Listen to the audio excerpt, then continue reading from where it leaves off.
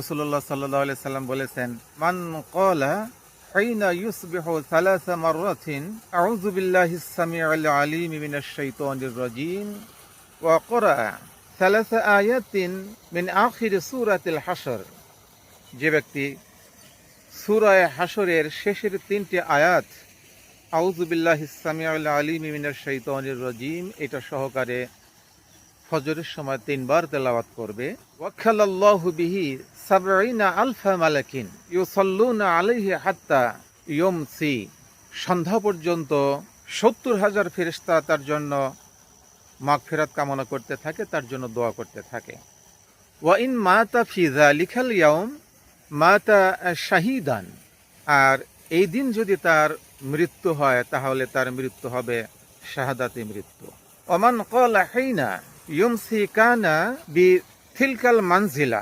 অনুরূপভাবে যে ব্যক্তি সন্ধ্যায় এই সূরা হাশরের ৩টি আয়াত তেলাওয়াত করে, আল্লাহ তাআলা সারা রাত ফজর পর্যন্ত তার মাগফিরাতের জন্য ৭০,০০০ ফেরেশতা নিয়োজিত করেন। ইমাম তিরমিজি রাহিমাহুল্লাহ বলেন এই হাদিসটি গরীব, কিন্তু ফাজাইল আমলের দিক থেকে ওলামায়ে কেরাম বলেন যে এই আমলটি প্রত্যেক মুসলমান নর নারীর করা দরকার।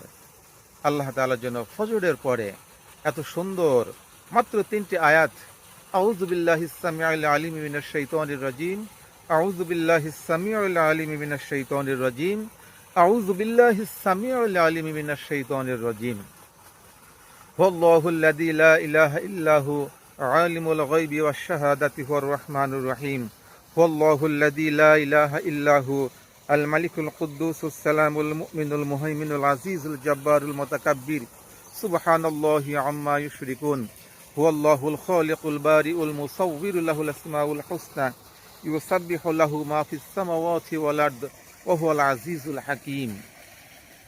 আল্লাহ তাআলা প্রত্যেকে এই ছোট ছোট আমলগুলো করে আমাদের আমলনামাকে ভারী করার তৌফিক দান করুন। আসসালামু আলাইকুম ওয়া রাহমাতুল্লাহি ওয়া বারাকাতুহু।